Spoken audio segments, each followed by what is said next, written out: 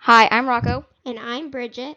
and this is our story, Superstellar Stella, the Intergalactic Nurse. My name is Mcfee, and Stella, my friend, and the person who saved my life, is amazing in all that she does. This is her story, at Earth, a while ago. Hi, I'm Stella, and I live out in the country with my brothers and sisters. My siblings and I went out to look at the stars, and wow, were they beautiful.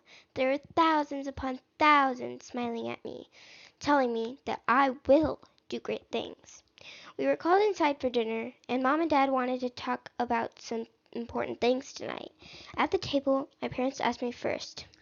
What do you want to be when you are older? Well, I knew the answer right away. A physical therapist. I really wanted to help people, but the college that I'm going to doesn't have any classes for PT, so I decided to be the next best thing, a nurse. 12 years later.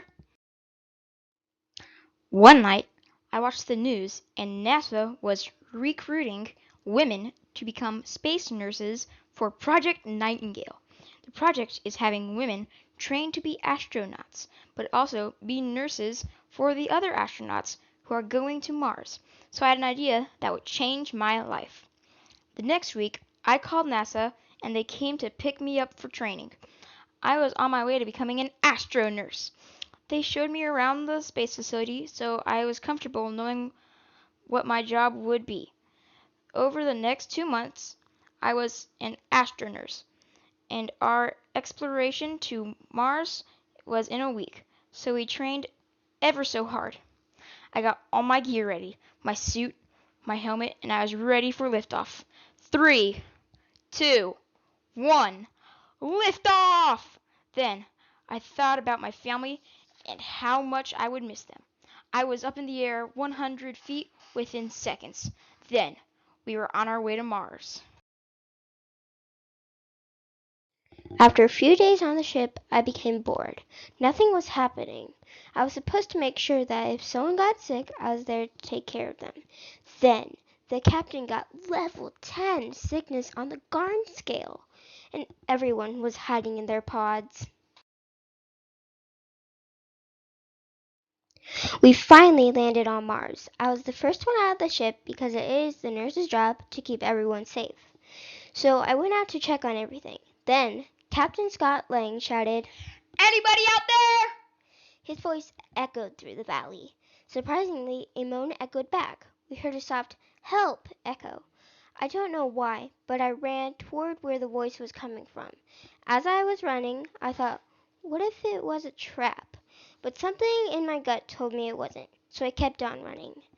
When I reached the spot, all I could see was a few craters and some mountains. I decided to check the closest crater. It was a hurt alien.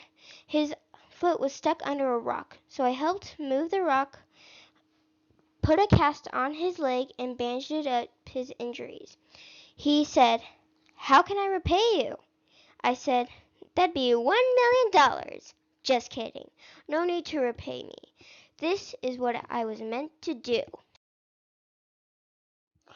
I, Mcfee Cockapoo, always repays a good deed. How about a new spaceship, fully equipped with a slushy machine? Before I could say no thank you, he handed me some keys and a ship floated down. He said there was someone in the ship he wanted me to meet. I was a little nervous because my fellow astronaut team was nowhere to be seen. Again, my gut told me to go with him into the ship. When I walked in, I passed out. Not because my oxygen tank was low, but because it was Florence Nightingale standing there on my new ship. When I came to, I was sitting in a taco restaurant across from Florence Nightingale, and she said, "I ordered you a chicken taco. I hope that's okay." I just nodded. I couldn't believe it. She knew my favorite food. Then she said, "Stella, you have been chosen, like me, to be an intergalactic nurse." I nearly spit out my horchata. So many questions were running through my head, like, is that really her? Chosen by who? And how is she still alive? Luckily, the tacos came, so I didn't have to think much more about it. When we got back to the ship, she explained that she was beamed up and asked to be an intergalactic nurse and to live on forever. And she said yes, because she loved to help people, and now aliens too. Then, when Mcfee ran in and said a town on Saturn needed help. The Saturnian mother was outside, and she told us that her daughter was still inside. I instantly ran into the building, found the daughter, cleared the rocks that were on her, and helped her outside. Just as we ran out, the building collapsed, and I thought I could get used to this. So that's what I get to do every day of my intergalactic nursing lives, rescuing and saving all lives. The end.